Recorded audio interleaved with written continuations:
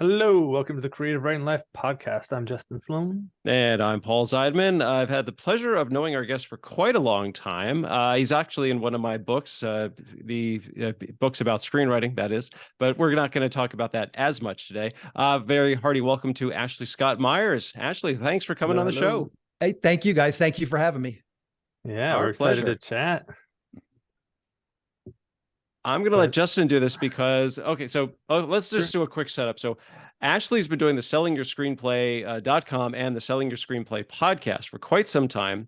So he's been a writer and a filmmaker, but now he is venturing into, to me, that very nebulous region known as NFTs, and so which is really Justin's forte. So I was hoping we could talk a little bit about the film, but if you want to start with NFTs, we can do that. Yeah. It's totally up to you. Yeah, it's probably the one that people know least about on this show. We haven't had a lot of discussions on it before, so it's a good place to start, and then we can. And I think genuinely this will be the setup, and hopefully we'll circle back by the end. But I do think NFTs offer artists, and especially your audience, creative writing. And I'm not sure, I'm a screenwriter, a filmmaker. So I've spent my time thinking about how these NFTs are going to intersect with film. But my guess is they will intersect with, novels and short stories and the Kindle, all of that stuff will start to sort of intersect with some of this stuff. So, I think people should, as artists, creative artists, independent artists, getting to sort of familiar with this stuff is not a bad idea, because I think long-term, there could be a lot of benefits for just independent artists.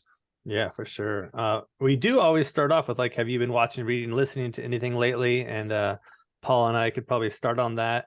I am caught up on 1923. They're about to have their last episode, and they're having a streaming party tonight for that episode in West Hollywood. And I was so thinking about going, but it's a Q&A with actors, and I'm like, I don't care that much about actors. So. Yeah, so I probably will. I'm really excited about the show. Is Taylor Sheridan? He's because it's based off of 1883 or Yellowstone, I guess. It's a spinoff, yeah. Spinoff. So is he directly involved with the show, or is he just a producer? He's the writer. Yeah. Oh, he writes all these things. That guy blows me out of the water in terms of. He blows everybody out of the water. Yeah, he wrote 1883 also. So 1883, 1923, and Yellowstone. And on both of those shows, and I believe Yellowstone probably, he's the sole writer, and that's just insane. Love that guy. Wow, what about you? Anything good, Paul? Well, it's been a busy week for me because last week was the San Francisco Writers Conference, and I've been a panelist on there because they have a kind of an access to Hollywood type of track, and I've been a panelist on some of the screenwriting panels. And this year, I've kind of stepped up. I was a moderator for some of the panels because I've gotten to become pretty connected with a woman who is running that section. And actually, next year, I'm going to be running the Hollywood track, so it's all about me now. So I was kind of preoccupied for a lot of the weekend, so I didn't get to watch anything. I did kind of have a decompression session, and there's a show on Netflix that I really enjoy. It's called Somebody Feed Phil, which is Phil Rosenthal, who created Everybody Loves Raymond. He travels around the world eating, and that's pretty much it. And I love the food aspect of it, and the travel's really cool. It's fun to watch him try all these new foods, and he really goes all over the world. And it's just a relaxing. It's like visual comfort food. I think that's the best way I could put it. So yeah, I think they're up to 6 seasons now, but it's only 5 episodes a season. So it's an easy watch, and it's also a fun and delicious watch as well. Ashley, what about you? Anything you've read or watched recently? Yeah, I asked this question on my podcast, and it throws people, and it threw me for a second. So I had to think. But just this week, I've been watching, and maybe this is an old hat for some people, but it's Nicolas Cage's movie called Pig. And I haven't gotten all the way through it, but it's really a fascinating story. It's about Nicolas Cage is this truffle hunter, where he's got this, award-winning pig that can sniff out these truffles, and then some people come and steal it. But it has sort of a real gritty Winter's Bone vibe to it. So it's really fascinating. It's just, this guy's love for his pet pig, and this pig that also brings about his livelihood gets stolen. And it's just a quest to get this pig back. In this sort of gritty, as he said, Winter Bones sort of setup. Is that streaming anywhere? Yeah, it was. I saw it on streaming. Don't quote me on this, but I think it was Hulu I was watching on. Okay. Yeah. So, I've heard a lot. I've heard a lot of good things about that, and it's supposedly for all the schlock that he makes, it's one of his better movies. Yeah, it's a pretty fascinating movie and well done. And Nicolas Cage brings it. He doesn't know he's bringing it to some of these low budget movies, but this is a pretty good performance. Excellent. Yeah. I think he's been doing a great job in some of his more recent ones, and I'm excited Mhm. for National Treasure 3 coming out soon. So Okay. Huh. There you go.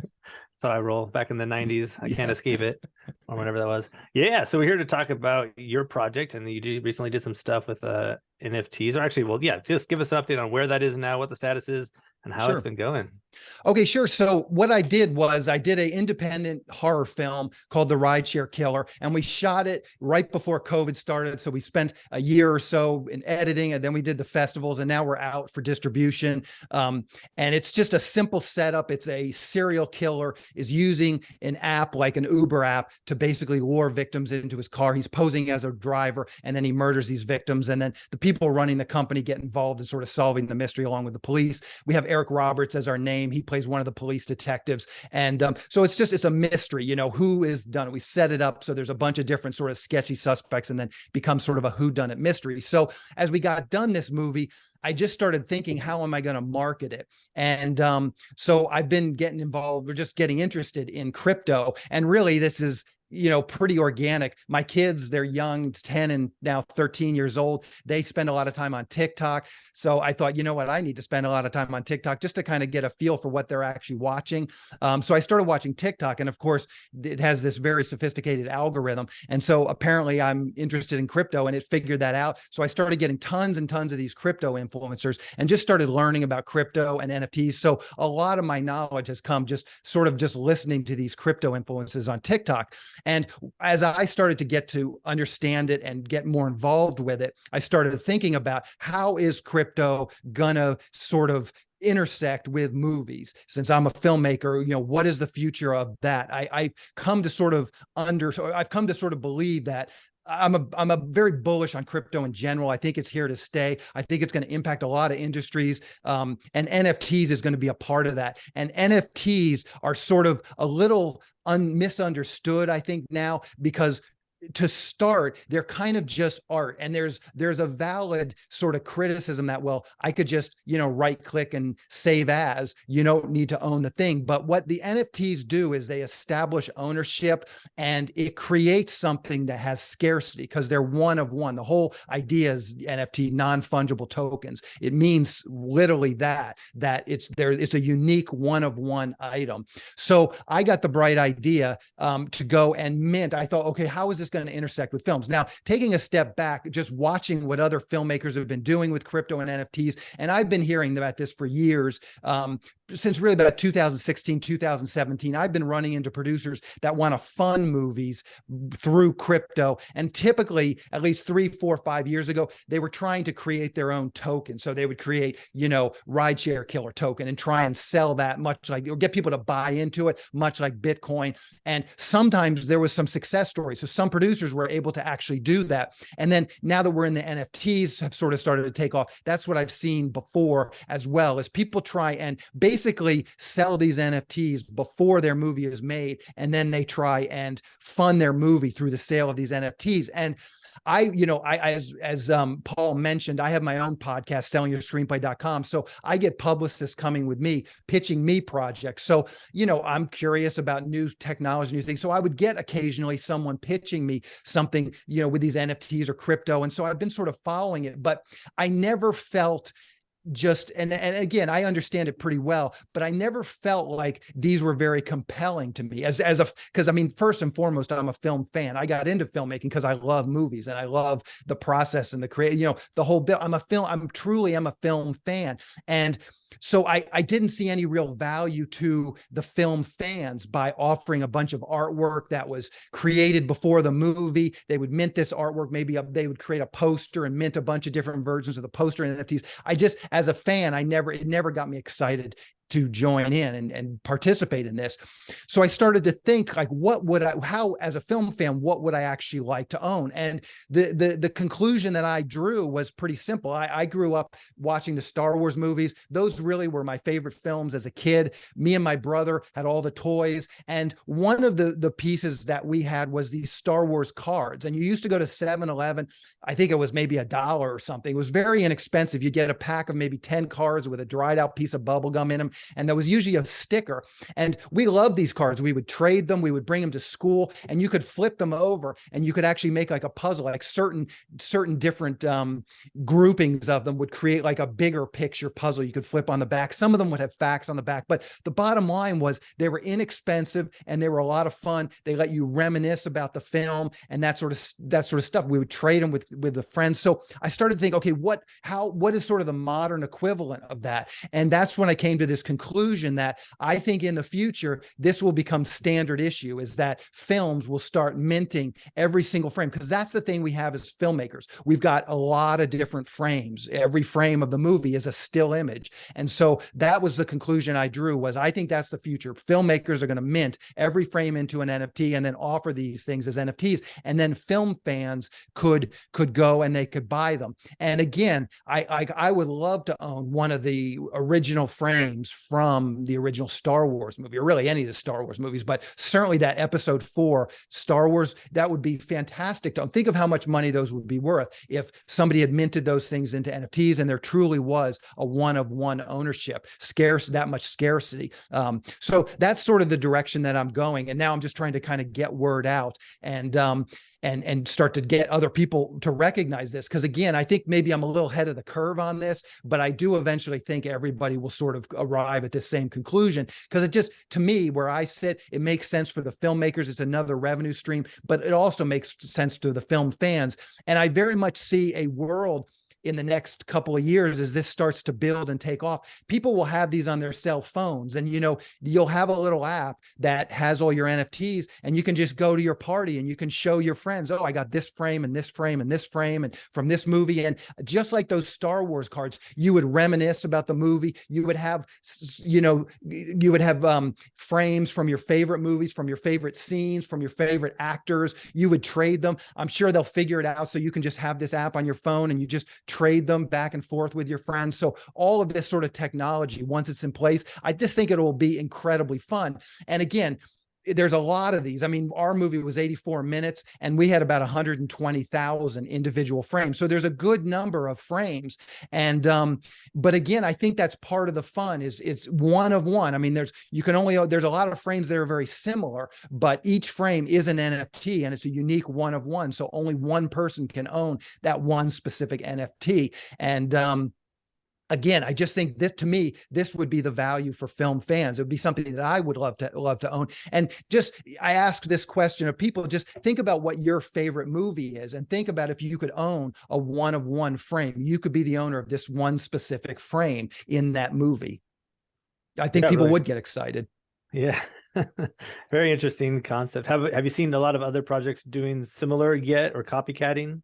So no, so we just did this a couple. Okay. I mean, we just finished a few months ago, sort of towards the end of last year. So no, nobody else has done this. And I think, just from my own standpoint, I think there potentially could be some historical significance to what we've done, because we are the first one to do this. Now, other films have minted frames to NFTs, but nobody has minted the entire movie, every single frame. And in fact, this was sort of just where the idea came from. I had a guy on my podcast, he had minted about 20 frames from his movie into NFTs.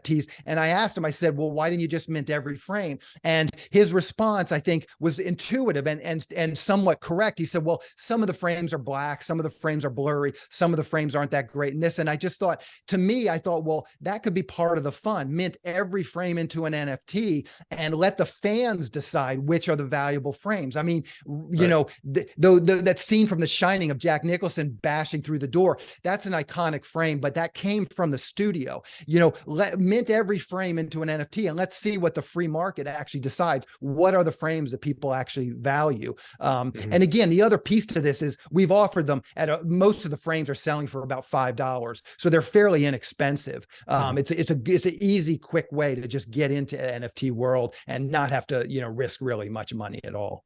Yeah, there's a lot of different ways to do NFT launches, as you might be aware, but there's the whole process of whitelisting where people have to like kind of prove themselves as part of your team before they're allowed to mint. Did you do anything like that, or what was your launch strategy? No, yeah. So, I mean, my launch was just like any kind of product launch that I'm used to doing. And I'm not really on the inside of the NFT or the crypto community. So I'm trying to sort of bang my way in now. And I'm having some success. I'm, reaching out to these crypto bloggers, crypto podcasters, and starting to have communication. Really, I've been on a couple of their podcasts, but no, we didn't do as good as I think we could have or should have with our launch.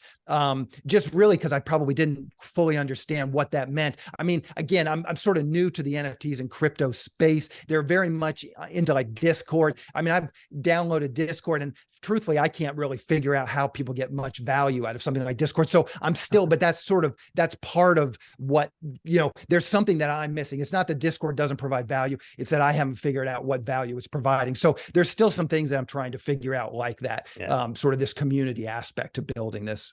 I'll tell you what, the Discord can be useful, but it's a lot of work. And usually like teams that I see doing well on it have like 10 people on their Discord, community team, and they're engaging and coming up with marketing strategies and questions and all these ways to get people to engage. And it's exhausting. Yeah. That's what no judgment on my part for that's what I found there. Yeah. I tried minting some characters from my novels a long time ago. And like when this was first kind of getting popular, like 2 or 3 years ago, more mainstream. And I didn't know what the hell I was doing either. So I feel you on that regard, but I did way worse than you. But my thought was like, hey, if you buy one of these characters, then you can have some ownership in the direction of the novels, and like I'll include you on this inner team and stuff. And I thought it'd be fun. I since saw people coming out with different kind of NFT strategies in similar veins that I was never attacked. Luckily, I kind of just did it and failed and gave up. But they got media attention, and like we're just bombarded with attacks from the other authors in the community. And I'm just like, wow, there's such hatred out there. And I'm curious, have you come across any like negative buzz? And maybe it's negative is good regardless. I don't know. I mean, what do they say? The media coverage is media, news is news, whatever. Yeah. I mean, good press. That's what it was. I wouldn't say I've run into like really negative stuff, but I can say this. I mean, as selling your screenplay, the audience is probably mostly people like myself. And so they don't really understand crypto. So, a lot of times on my podcast, I'll say, hey, I was working on an animation project. I say, if you have any experience in animation, just drop me an email. I'd love to hear from you. And, I'll get a handful of emails from people, and I'll be able to learn something or get to know some people. With crypto, I mentioned it numerous times. Nobody ever, emails me asking about it. So I can tell my audience definitely is not into the crypto. But I haven't gotten any negative. So it's been subdued as far as that goes, but I haven't gotten really a lot of like hate or negative things. And especially, I do realize our timing was really off. I mean, the FTX collapse, crypto is sort of at a low point right now. So it's not necessarily the greatest timing. And as you said, the NFTs really took off like a year and a half ago. It would have been much better if we'd have done this like a year and a half ago, I think.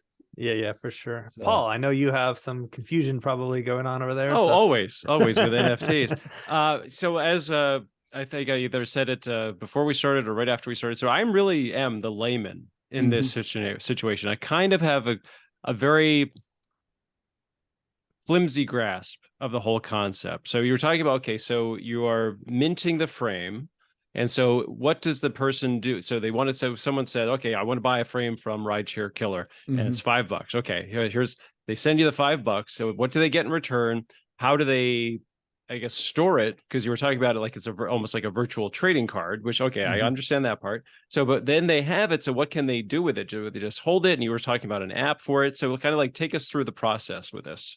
Okay. So just taking a step back, and I'll give you a couple of examples that I think might make some sense. They have nothing to do with film or creative writing or anything, but the basic way I try and describe it to people, I mean, all that crypto is it's a publicly available, they call it a decentralized it's basically just like an Excel spreadsheet. It's just a table is really all it is. It's a database of information. And the way it works is it's on millions of computers. So they have some ability to talk to each other and sort of decide, come to a consensus. And once they come, and that's, so you send your request to them, and this request, that's what, when you say Bitcoin mining, that's what the computers are actually doing. They're doing these algorithms to figure out if that username and password is correct. And once they come to a conclusion of that, then they reach out to these other Bitcoin miners, and there's a consensus mechanism to make sure that that's a valid username and password. And then it records this thing on the blockchain. And the blockchain, all it really is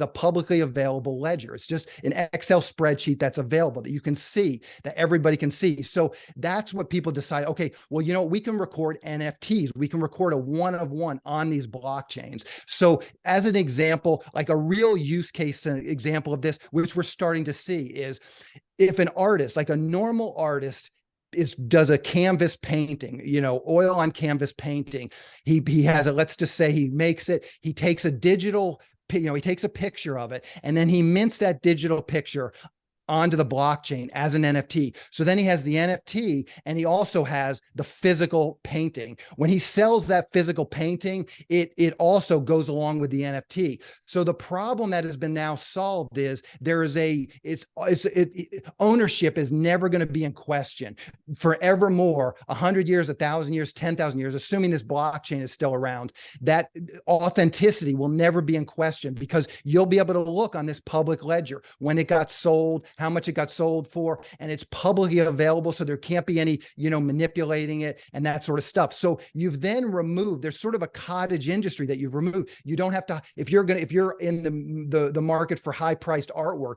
you don't necessarily have to hire some art expert to go, you know, look at it and make sure that it's the original one, because you can do this very easily on the blockchain. So that's sort of a use case. And you can see this. NFTs, again, are one of one. So there's a million things in our world that are one of one. This house that you're sitting in now, it's the same thing. Eventually, we're going to mint every piece of real estate into an NFT. And then when that real estate gets sold, the new owner is going to take possession of that NFT. That's going to be their proof of title. And this whole cottage industry where when you buy a house, you got to hire a lawyer to go do a title search to make sure there's no liens against the house, all of this stuff, it'll be on this public ledger. So it'll be much more efficient when you're transferring these one of one things. Same thing, like you could mint your driver's license. Your driver's license is a unique one of one thing. Mint it onto the blockchain, and then when the police pull you over, they'll have some contraption that you can verify, and they'll be able to look at your driver's license on this blockchain. And again, it will be authentic. They'll know it's authentic because only you will have the username and password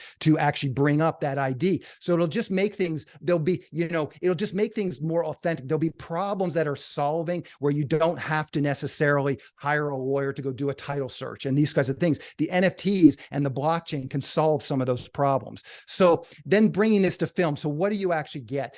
And one of the ways that I look at this is I have two daughters, and they play this game called Roblox a lot. And there's games within it. And one of them is called Adopt Me. And you go in there and you have this virtual character and all your friends and people you don't know. And there's millions of people in this game that you interact with. You run around this virtual world. But in Adopt Me, you get these digital pets, and you can buy them, you can earn them, and you can trade them and everything else. But what I realized from watching them is that they really put a lot of value into the ownership of these digital assets. There's no real world, you don't get a stuffed animal to go along with this digital asset. You're just trading the digital asset in the digital world. And that's how I see these NFTs working for film. I mean, it's just basically like a trading card, a baseball card or a Star Wars card that you have. I mean, what is the actual value? When you really think about it, it's just all it is a bunch of ink on a piece of cardboard. It has no intrinsic value. A baseball card has no intrinsic value. A diamond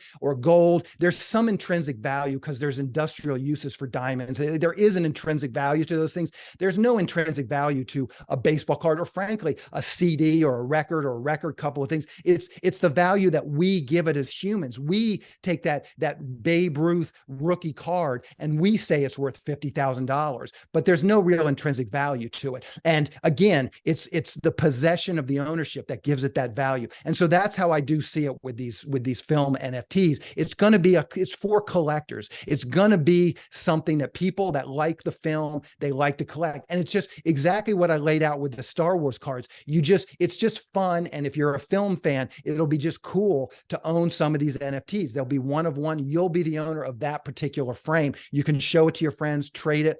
I think long-term, I was not able to figure this out on a technical front, but I also think long-term, there will be a lot of perks that come along with this. Like, for instance, if you buy one of these NFTs from the film, using my film as an example, if you were to buy one of these Rideshare Killer NFTs, then you could also go to a website and log in. Again, you could use your same username and password. You could be verified on the blockchain. You're starting to see this where you log into websites using your MetaMask wallet. You're using your blockchain credentials, and then you could view the movie or download the movie. So I also think that's going to be another angle. There's going to be more utility that gets baked into these NFTs. Like what I'm saying, you buy this NFT for, let's say you bought one for $25, and then boom, as long as you own that NFT, you will have access to the movie. You can watch the movie. You can log into this website, download the movie. So there'll be sort of these technical things that go along with the NFTs. Again, you could trade it to somebody else and that kind of thing. The other thing, there's also some other thing. So anyways, I think that answers your question. Hopefully. I could go on for hours. The one question I did have that kind of came up was like, so how do you access the blockchain? Because, okay, so you said it, because I'm visualizing you portrayed it as a kind of a ledger. Okay, I get that. Then you were talking about putting the NFTs on this blockchain as, as I guess entries. So how do you access the blockchain? So anybody can access the blockchain. It's publicly available. And there's like the specific technical answer, I'm not sure of. Like, I don't know how you can actually go and download the blockchain, but there's things like, I minted mine on this thing called Polygon. It's a token called Matic. It's a layer 2 on Ethereum. So it's basically on the Ethereum blockchain, but it's this layer 2. So it's built onto Ethereum. So it's a little bit cheaper. And you can go to this thing. You can go to Etherscan. You can go to Polyscan.com, and that's a website, and you can put in like the ledger ID, and you can see like the history of it. So that's just a physical way to actually go and look at it. Is this Polyscan or Etherscan? All of the tokens have some equivalent of that, where it just, a layman can go in and type in the address, and they can see what's gone on with that particular block.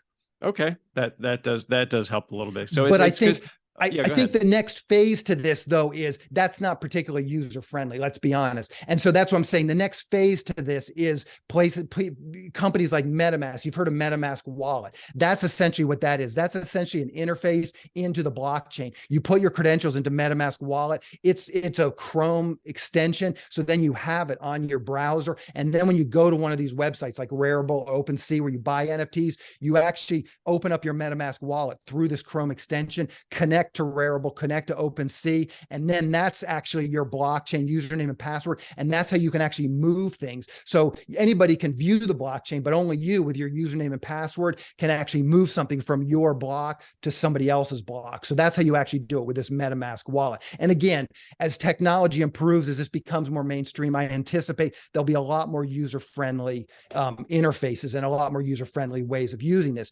One of the issues I think that crypto has is it has this sort of anarchy ethos to it. And so that, it's difficult to access the blockchain right now. It's difficult to sort of interact with it. And I think there's some resistance. Like, if a big company comes in and makes it easy to interact with the blockchain, well, guess what? They're going to need to get paid. They're going to need to make a living. So then all of a sudden you're paying them to interact with the blockchain. So these things need to be figured out. How much is actually, how much value do these companies things? But MetaMask has to make a living too. These companies have to make money. So there is going to be some layer, most likely, between you as an individual user and you and the blockchain. There will be somebody between you and the blockchain, most likely, unless you get pretty technical and really dig into it and understand exactly what's going on.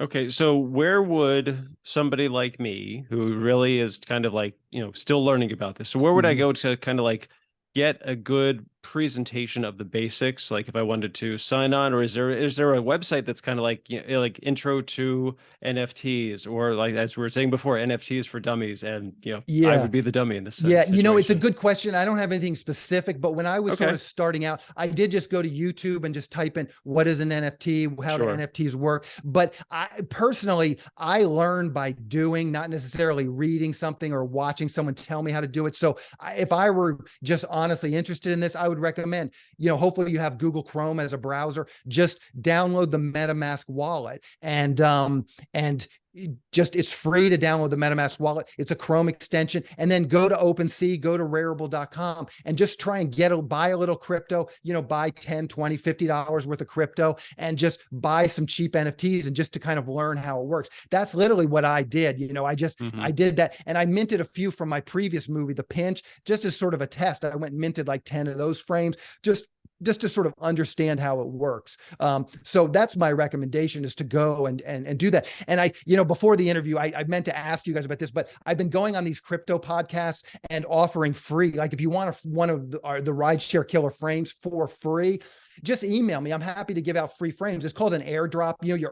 We're early in the cycle. So, and there's 120,000 of these things. So really, if any of your users want a free NFT from the first movie that ever did this, I'm happy to give them. Just email me, info@sellingyourscreenplay.com. The one caveat I have, though, is that if you don't understand crypto at all and you don't have a MetaMask wallet, it's not like there's anything I can do for you. You have to have this, and it gets more complicated than that. You need a Polygon address, not just a Bitcoin wallet or Ether. You actually need this Matic wallet, and it does get a little bit complicated. So if you don't understand that, it's probably not quite right for you now. But if anybody listening to this does have a Polygon wallet and address, just email me to, and I'm happy to give you some frames. But there is a technical hurdle, and I don't really know how to get people past that, other than just hoping that the industry at large gets more acceptance and sort of becomes more wide, mainstream.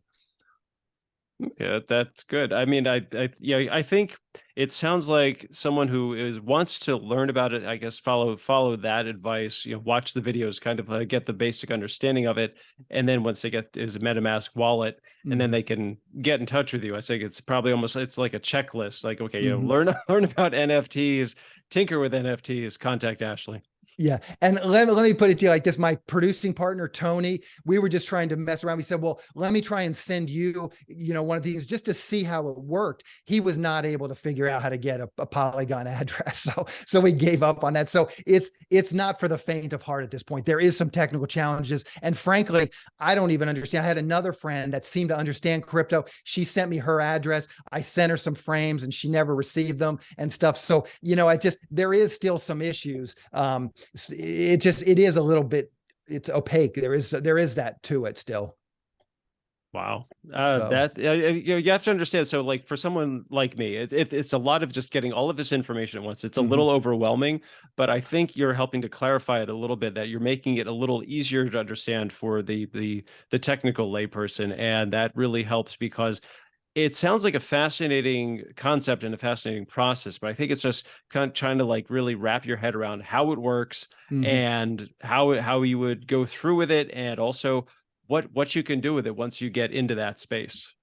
Yeah. I mean, again, just taking a step back, and this is where I think crypto really will get widespread adoption. It's not going to be that long before you can go into a restaurant, and just like you have that Apple Pay where you can wave your phone over the little credit card machine, you'll be able to do that with Bitcoin or Ethereum. And once that starts to happen, then we will really see widespread adoption. The one thing, and I'm bullish on crypto, but I'm also not blind to some of its real shortcomings. And one of the problems is, it's not the problem, it's the good and the bad, is that, you're going to be able to go into a restaurant and you're going to be able to transfer, let's say your meal was $30. You're going to be able to transfer them $30, and there's not going to be that credit card processing fee of 3%. So the restaurants are going to like to do this. The downside is that, there's no customer support. We've outsourced the customer support to nobody. There's no fees. You're not going to pay the 3%. But guess what? If something goes wrong with your Visa card transaction,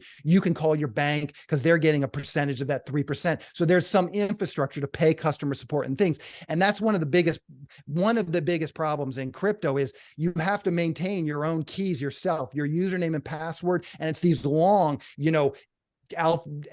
long strings of numbers and letters that you can never remember. So you've got to keep those. And if somebody gets those keys, they have access to 100%. I mean, they can transfer your crypto out of there. So there's that piece. And again, there's no customer support because we're not paying anybody any customer support fees. That's the good news is the restaurant gets 100% of that money or 99.99% of that money. The Bitcoin miners will take a small sliver of that, but it's going to be way less than the 3%. So, I mean, think about what the 3% is like a drag on our economy. Almost every transaction in the Western world is through Visa card or MasterCard, American Express, and they're taking this 3%. So that is a drag on the economy. When you think about that, 3% of almost every transaction that goes on is being weighted down by these credit card companies. And I don't know now in 20 years, if these companies that are, facilitating these Bitcoin transactions, if they're charging 3%, then what have we really gained? But hopefully they won't. Hopefully it'll be a minuscule percent, like a 0.5% or a 0.25%. And then the fees will be down, but we'll be able to transfer money around. Okay. That's a good point. Yeah, it's a lot to stomach for sure, everybody. A lot to, this whole NFT world. And I think that's, been like the biggest hurdle with a lot of this is when they manage, and some have been doing this, when everybody manages to be able to just make it a transaction just like anywhere else, where it feels like a credit card fee or something else, just a click of a website link and it goes to your bank, whatever. But right now there's all these things that you're talking about with Polygon and with payments, and MetaMask and all these. It even for me, and I've been working in this stuff for 1.5 years now or so, it can be scary. Yeah, it definitely can. I mean, as I said, there's no customer support. So if you send someone $100 and they don't get it and you don't have it in your wallet, it's just gone. I mean, that's the bottom line. So there is those kinds of issues, and clearly those kinds of things, they have to be figured out. I mean, that's not going to work for most people. It's just not going to work. That's not really a viable solution for the average person. Yeah. So I wonder if we want to switch a little bit and just chat about you as a filmmaker again, because we had you on our show a long time ago. But if you have any other updates about, I don't know, whatever new projects you're working on, what you think you have next, any other cool strategies you're considering, let's open the floor. Yeah. So, and again, I'll take a step back. Is with the Rideshare Killer, it's an independent film. Me and my buddy Tony, we were the producers. We raised the money, and when I say raise the money, we put a lot of our own money into this thing. So, one of the things that I have been thinking a lot about is how can you give these independent films, these low budget independent films, some unique marketing hook? And for the Rideshare Killer, this is what I came up with. And I'm starting to work on another project that's about a guy with a TikTok channel. And it's a romantic comedy where this guy has a TikTok channel. So that's going to sort of be my next project. But I'm trying to go through some of those same hoops before I actually make the movie. What is going to be my unique marketing angle? I just read or saw a bunch of PR on Winnie the Pooh, Blood and Honey. Have you guys heard about that? I've heard of it. And yeah, and that's what a brilliant stroke. And I had heard that some of these Disney things were going to be falling into the public domain, and but just what a brilliant stroke was to go and make the first movie, when this thing's in the public domain, and all the PR that they're getting. So that's something I've been following, and something I've been thinking about too, is how can you make these independent films and sort of glom onto something that's already out there that people are already looking for and interested in, without violating copyright law, obviously.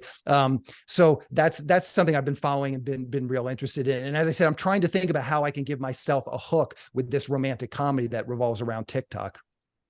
Are you using your children as technical advisors on that? Yeah, exactly. It won't be long, to be honest with you. You laugh about that. My daughter, and then she just turned 10 in December. So at the time she was 9, she built her TikTok channel. It was over 2,000 people. She eventually got kicked off because you're supposed to be 13 before. Before you have them. But I'm telling you, these kids really do. They get to this stuff early, and I look at it as the currency of the future. Understanding how these things work work, understanding how to build an audience. I look at it and I think, these are good skills to have. I had a guy on my podcast, a real, he was a screenwriter, had really been in the screenwriting trenches for decades. And we started to kind of have a little bit of a talk about like, what is the future of just creative writing and stuff. And I genuinely believe if you want to be a creative writer, a comedian, or something along those lines, you really want to start with YouTube and TikTok and those types of channels. I mean, your chances of making a living doing that are far greater than they are making a living as a screenwriter. I saw a statistic and this was a few years ago, that there was 40,000 people that were making, I think it was $100,000 or more as YouTubers. And again, this was a few years ago. So now that's got to be 50,000, 80,000 or something. And across, TikTok, YouTube, Instagram, all of these channels. And there's not 40,000 people making $100,000 a year or more screenwriting. To be honest with you, all the TV writers, all the studio writers I doubt that there's even anything close to 40,000 of them.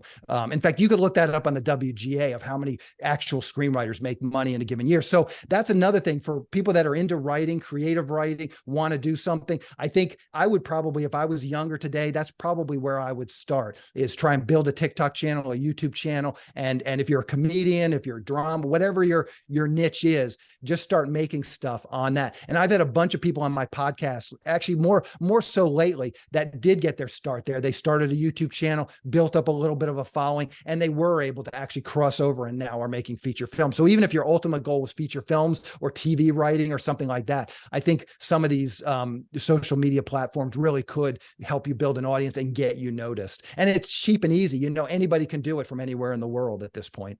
Yeah, actually, there was a story in the news, or I guess in the entertainment news, maybe last week or the week before. Excuse me, it was a 17-year-old high school student that he was making horror movies, really 10-minute horror movies on his YouTube channel. And he just became more and more, he got more and more views. And then he signed a deal, I think it was with A24, that they wanted to produce an actual, film with him directing it. And then I think the caveat was he had to do it during his summer vacation because he had to go back to school in the fall. So it is possible. Yeah. And that's a great point about YouTube, was that, because people would say where do you, because people would ask where can I find out more about screenwriting? And I would always point them to websites and books. And I've had more people say well, what about YouTube? And I honestly wasn't as familiar with it, but I've done a little digging around, and there's an abundance of screenwriting information and education type of things on YouTube that I don't want to say it's untapped, but it's definitely not as discovered as, I guess, traditional media. Yeah, for sure. And same thing with TikTok. They have this really cool algorithm as you start to watch stuff. So I've started to get a bunch of screenwriters, and there's a TV writer there. He's a real funny guy and real down to earth and I can't remember his name now. I was drawing a blank, but I follow him on TikTok. But it's real insight into the TV writing process, and he's been on a bunch of shows and stuff. So I just find those sort of real slice of life type, a real view into this guy's world and life. So I just find it fascinating to see some of that stuff. Wow. Yeah. So okay. So you're working at, so your next project is going to be a rom-com? Yeah, exactly. Now it's an indie rom-com. So it's more like 500 Days of Summer, it's going to be sort of like an indie rom-com, but correct. And as I said, it's sort of about this guy that has this TikTok channel, and he's got one of these TikTok channel where he does sort of deep dives into how things work. And that's sort of the premise, is he decides he's going to find out how love works, how chemistry works between two people. And he of course runs into a romance and then ultimately falls in love. Of course.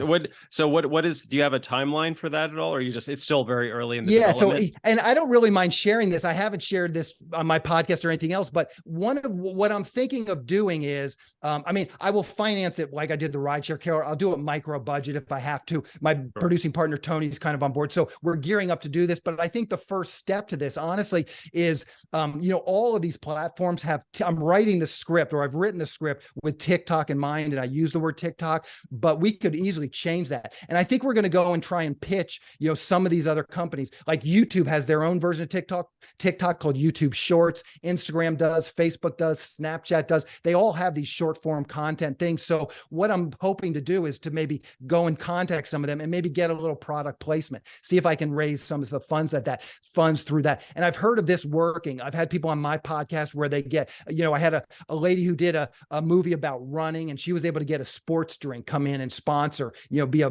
product placement for the movie and stuff. So I'm going to pursue that for a couple months. If that doesn't work out, then I'll just go and I'll do a micro budget with my buddy Tony, and then we'll see where we land. But I'm going to try and raise a little bit more money, see if I can get some companies involved, and just bring them along and make it a little bit of a bigger movie. Yeah, awesome. I was just going to throw out there, looks like there are 20,000 WGA members in total. And I've read that, I didn't look up the statistics for above six figures or something, but yeah, I'm sure it's quite low compared to that, as I've read a few times that it's a pretty low percentage.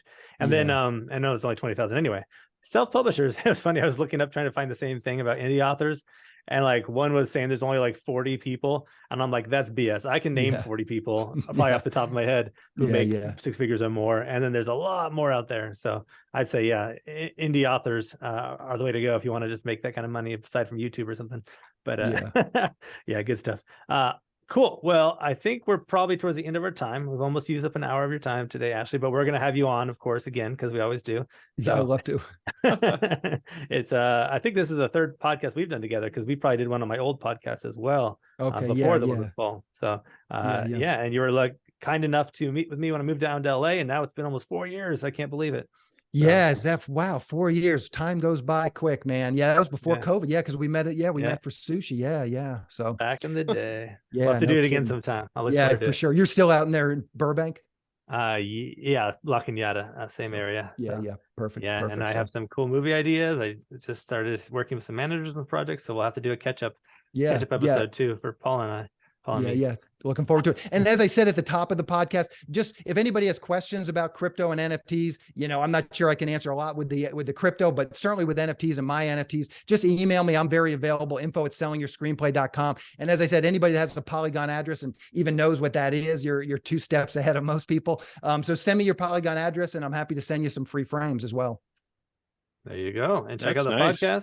Yeah. Any other social media you want to throw out for people to and one more plug. And the Rideshare Killer is now on Tubi as well. If you want to see the Rideshare Killer, it's completely free. You got to watch the ads. But it's on Tubi. So definitely check it out there and leave a review if you like it. But I'm on all the social media. I mean, it's Ashley Meyers on Twitter. I think it might be Selling Your Screenplay on Facebook. But if you go to sellingyourscreenplay.com, all my little social media icons are at the top right-hand corner. You can click over to those and follow along.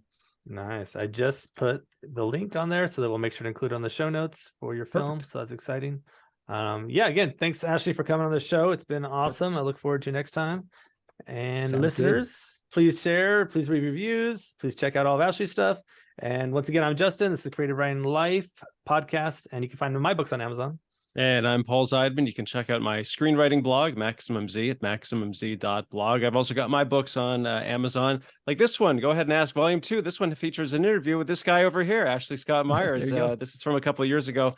It's great stuff. And I love sellingyourscreenplay.com. It's a great site and it's a great podcast. So it's definitely entertaining and very informative, very helpful for screenwriters out there. Now for people trying to get into NFTs as well. I'm sure there'll be a link on there somewhere.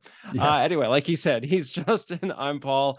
This has been the Creative Writing Life podcast. Thanks for listening. Stay safe, stay healthy. Most importantly, go write something.